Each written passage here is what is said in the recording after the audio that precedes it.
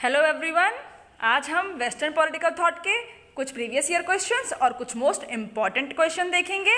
ये क्वेश्चंस दोनों ही मीडियम में हैं, हिंदी और इंग्लिश दोनों में। अगर आप चैनल पर नए हैं तो चैनल को सब्सक्राइब कर लीजिए for all the daily political science video updates. और अगर आपको चैनल टेलीग्राम पर जुड़ना है तो लिंक डिस्क्रिप्शन में दी हुई है, वहाँ जाकर आप चैनल से जुड़ सकते हैं। सारे क्वेश्चंस लास्ट तक आप ज़रूर अटेम्प्ट करिएगा और कमेंट में मेंशन करिए कि आपके कितने क्वेश्चंस के आंसर बिल्कुल सही थे। ये मेरे बारे में कुछ इन्फॉर्मेशन है। हम चलते हैं क्वेश्चंस की तरफ। देखिए, फर्स्ट क्वेश्चन है, according to Hume virtue is knowledge and ignorance is vice. किसके अनुसार सद्गुण ही ज्ञान है और अज्ञान ही पाप है? ए प्लेटो, बी एरिस्टोटल, सी मैकियावेली, डी सोक्रेट्स यानी सुकरात। प्लेटो, अरस्तु, मैकियावेली या सुकरात, ये किसका स्टेटमेंट है आपको बताना है।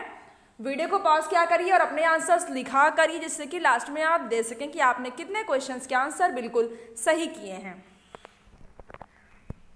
इसका सही आंसर क्या होगा? देखिए, इसका करेक्ट आंसर है ऑप्शन डी। ये सोक्रेट का स्टेटमेंट है कि वर्चू नॉलेज होती है और जो इग्नोरेंस है वो वॉइस है। क्योंकि ये कहते थे कि मनुष्य अज्ञान होने के कारण ही पाप की तरफ जाता है, वो पाप करता है जब उसके पास नॉलेज नहीं होती। अगर उसे नॉलेज प्राप्त हो जाए तो वह पाप की तरफ नहीं जाएगा। देखते हैं नेक्स्ट क्वेश्चन क्या है। सेकेंड क्वेश्चन है, who called Plato as the first and perhaps the last, who maintained that a state ought to be governed not by the wealthiest or the most ambitious or the most cunning but by the wisest। प्लेटो को पहला और शायद आखिरी कौन कहता है जिसने यह सुनिश्चित किया कि एक राज्य को सबसे अमीर या सबसे महत्वाकांक्षी या सबसे चालाक नहीं बल्कि सबसे बुद्धिमान द्वारा शासित होना चाहिए? ए मैक्सीचेस्टर, बी फोस्टर, सी एबस्टीन, डी सीले। इसका सही आंसर क्या होगा? ये इंपॉर्टेंट स्टेटमेंट है, प्लेटो के ऊपर कही गई है। किसने ये स्टेटमेंट दिया है आपको बताना है। इसका सही आंसर क्या होगा? देखिए, इसका करेक्ट आंसर है ऑप्शन डी। देखते हैं नेक्स्ट क्वेश्चन क्या है।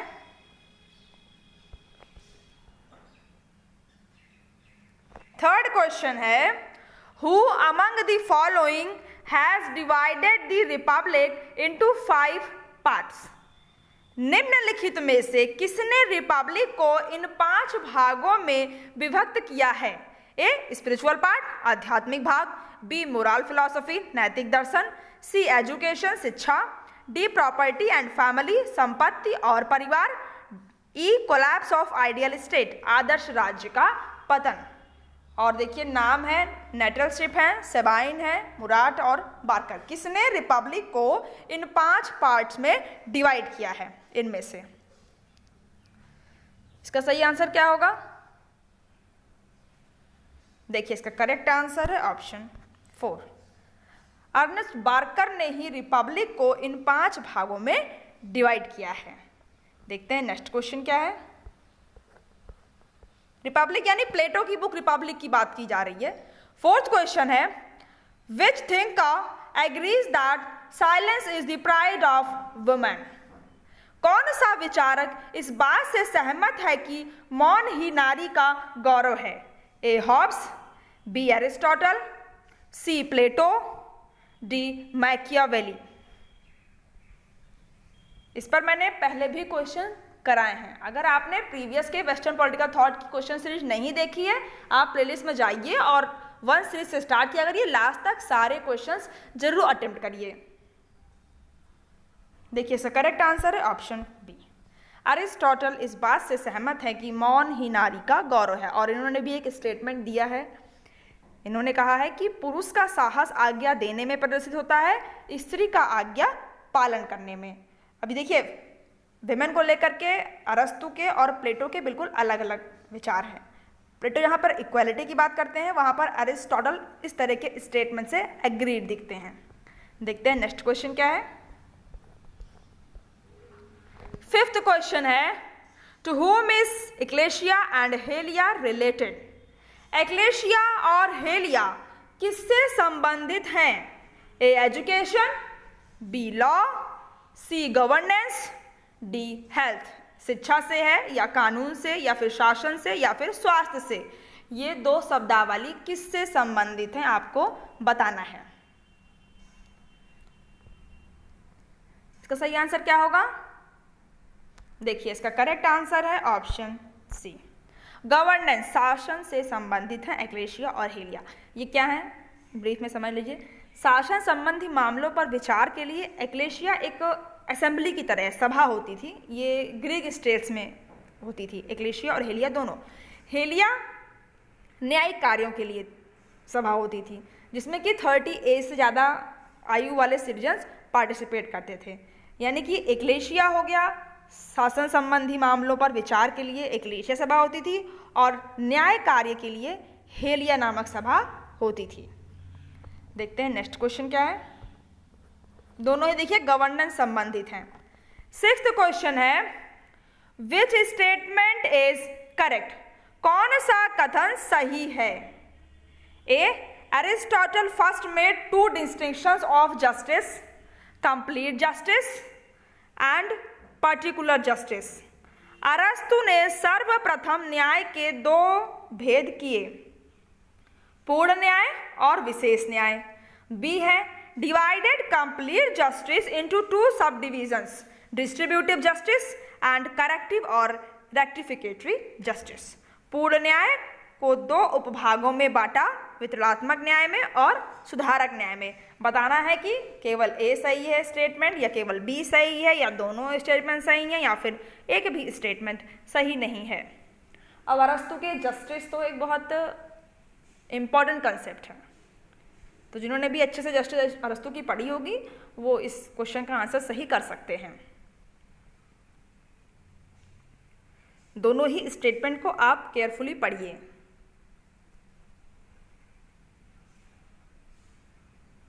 देखिए, सबसे पहले हम देखते हैं statement A. Aristotle first made 2 distinctions of justice, complete justice and particular justice. तो ये बात बिल्कुल सही है कि अरस्तु ने न्याय को 2 भेद किए थे, एक पूर्ण न्याय और एक विशेष न्याय में। कंप्लीट जस्टिस में था कि इंडिविजुअल लॉ को फॉलो करे। फॉर एग्जाम्पल, मास्टर्स का स्लेव पर शासन, या घर में मालिक का शासन हो, या गांव में सबसे समझदार इंसान का शासन हो। और पर्टिकुलर जस्टिस में क्या आएगा? विशेष न्याय में, जिसमें कि हम जस्टिसेबल व्यवहार करते हैं एक दूसरे के साथ। ये हो गया 2 टाइप जस्टिस जो अरस्तु ने डिवाइड किए। फिर है डिवाइडेड कंप्लीट जस्टिस इनटू 2 सब डिविजन्स। ये बात देखिए गलत है, ये सब डिविजन्स कंप्लीट जस्टिस के नहीं है, ये पर्टिकुलर जस्टिस के सब डिविजन्स हैं, डिस्ट्रीब्यूटिव और रेक्टिफिकेटरी जस्टिस। इस वजह से ये स्टेटमेंट गलत है। आप डिस्ट्रीब्यूटिव जस्टिस समझ लीजिए, जिसमें कि प्रत्येक व्यक्ति को समाज के सदस्य के रूप में उसका उचित भाग प्रदान किया जाता है। यानी कि सिटीजन जिस हिसाब से कंट्रीब्यूट करता है, इस प्रोपोर्शनेट में वो पार्ट लेता है स्टेट की एक्टिविटीज़ में, उसके अकॉर्डिंग उसे राइट्स प्रोवाइड किए जाते हैं कि वो स्टेट के लिए ये अधिकार उसको दिए जा रहे हैं, जिस हिसाब से उसका स्टेट के लिए काम रहेगा। और दूसरा है करेक्टिव जस्टिस, सुधारक न्याय।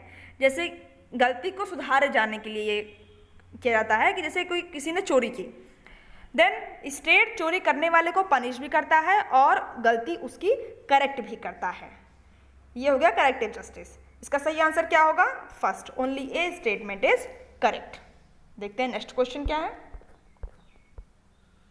7th क्वेश्चन है, according to Aristotle which of the following is a distorted form of aristocracy? अरस्तु के अनुसार कुलीन तंत्र शासन का विकृत रूप निम्न में से कौन सा है?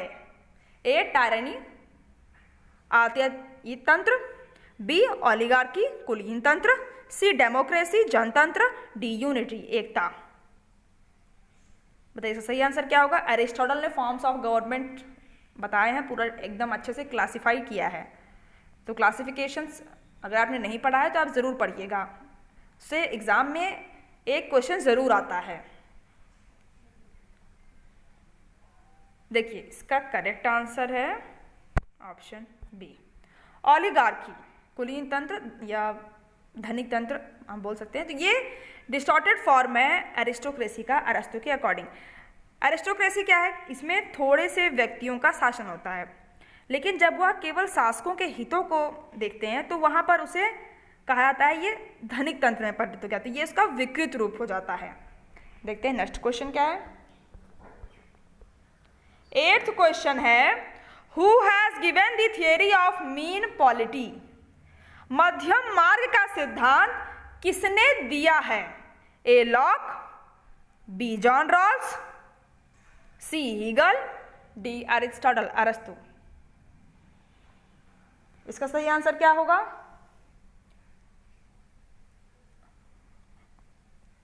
देखिए इसका करेक्ट आंसर है ऑप्शन डी, अरिस्टोटल ने थ्योरी ऑफ मीन पॉलिटी दी है। अब ये क्या है समझ लीजिए एक बार।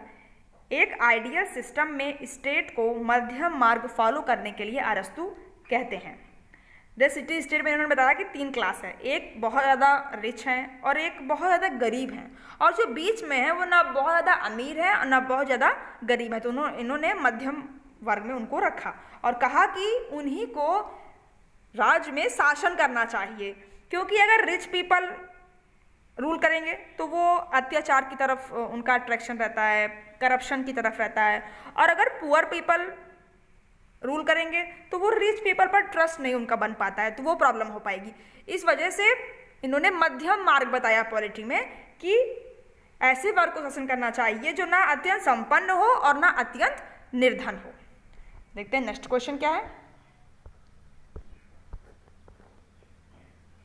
9th क्वेश्चन है, Machiavelli supports which of the following approaches to governance? Machiavelli निम्न में से किस दृष्टिकोण का समर्थन शासन कार्य के लिए करते हैं? ए आइडियलिस्टिक व्यू, आदर्शवादी दृष्टिकोण, बी नियोलिबरलिज्म अप्रोच, नव उदारवाद दृष्टिकोण, सी इंस्टीट्यूशनलिज्म अप्रोच, संस्थागतवाद दृष्टिकोण, डी रियलिज्म अप्रोच, यथार्थवाद दृष्टिकोण। इसका सही आंसर क्या होगा? देखिए इसका करेक्ट आंसर है ऑप्शन डी, रियलिज्म अप्रोच। यथार्थवाद दृष्टिकोण को मैकियावेली फॉलो करते हैं क्योंकि ये शक्ति का समर्थन करते हैं और किंग के लिए भी और शासन को चलाने के लिए भी इन्होंने पावर को सपोर्ट किया है। देखते हैं नेक्स्ट क्वेश्चन क्या है। 10th क्वेश्चन है, Who among the following called Hobbes' sovereignty as dangerous? निम्नलिखित में से किसने हॉब्स की संप्रभुता को खतरनाक कहा है? ए सेबाइन, बी क्लैरेंडन, सी एम्बर्स्ट्रीन, डी वाहन। इसका सही आंसर क्या होगा? वेरियस थिंकर्स के कमेंट एग्जाम में पूछे जाते हैं। इसका करेक्ट आंसर है ऑप्शन डी, वाहन ने ही हॉब्स के संप्रभु को खतरनाक बताया था, क्योंकि हॉब्स ने अपने सॉवरेन को निरंकुश बना दिया था, बिल्कुल एब्सोल्यूट मोनार्की उसको दे दी थी और असीमित शक्तियां भी दे रखी थी। इसी वजह से इन्होंने हॉब्स के सॉवरेन को डेंजरस कहा है, उनके सॉवरेनिटी के कंसेप्ट को। देखते हैं नेक्स्ट क्वेश्चन क्या है। 11th क्वेश्चन है, Which of the following is not a supporter of archaic liberalism? पुरातन उदारवाद के समर्थक विचारक निम्न में से कौन नहीं है? A James Mill, B John Locke, C Jefferson, D Thomas Paine. नहीं है आपसे पूछ रहा है, नॉट एग्जाम में आप स्पेशली क्वेश्चन में देख लिया करिए, कभी कभार हम नॉट नहीं पढ़ते।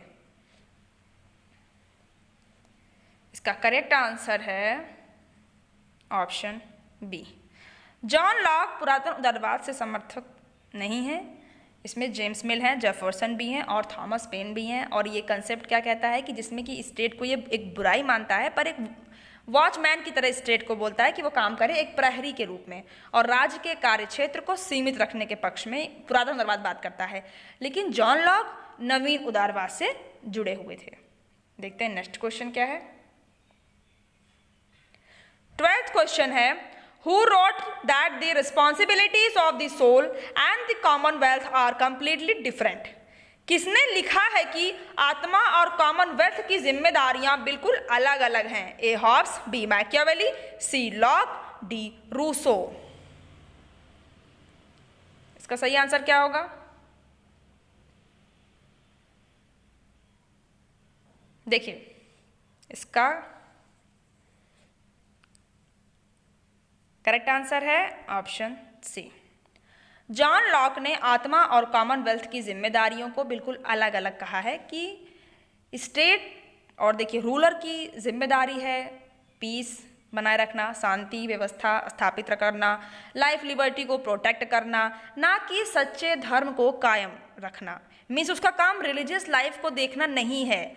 जो धर्म जिसे मानना है स्टेट के अंदर वो मान सकता है, स्टेट उसमें इंटरफेयर नहीं करेगा। इसलिए इन्होंने कहा है कि दोनों अलग अलग चीजें हैं, आत्मा और कॉमनवेल्थ दोनों की जिम्मेदारियां अलग अलग हैं। 13th क्वेश्चन है, in which year Rousseau wrote has the progress of sciences and arts contributed to corrupt और प्योरीफाई मोरल्स।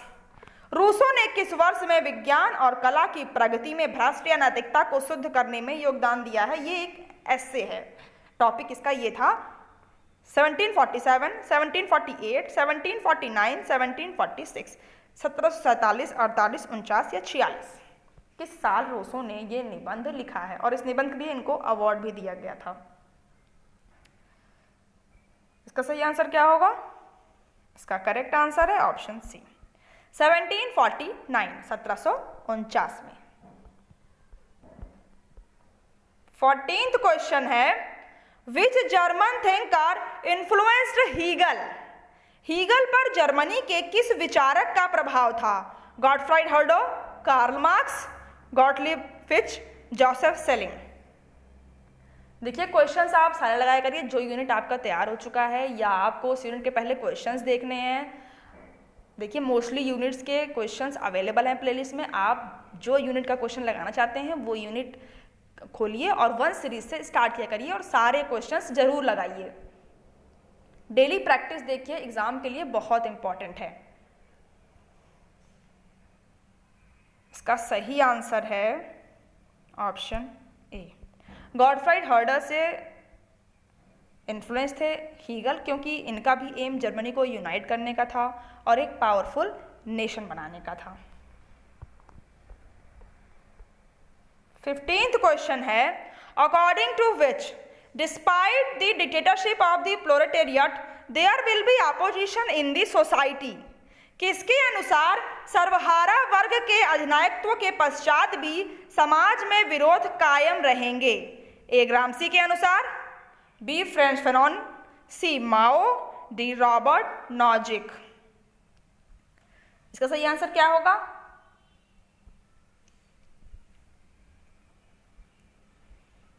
किसका स्टेटमेंट है ये? देखिए इसका करेक्ट आंसर है ऑप्शन सी। ये स्टेटमेंट माओ जेडोंग का है कि समाज में उन्होंने कहा था कि अनंत काल तक विरोध बना रहेगा। ये भले एक डिक्टेटरशिप ऑफ प्रोलेटेरिएट आ जाए फिर भी सोसाइटी में विरोध कायम रहेगा।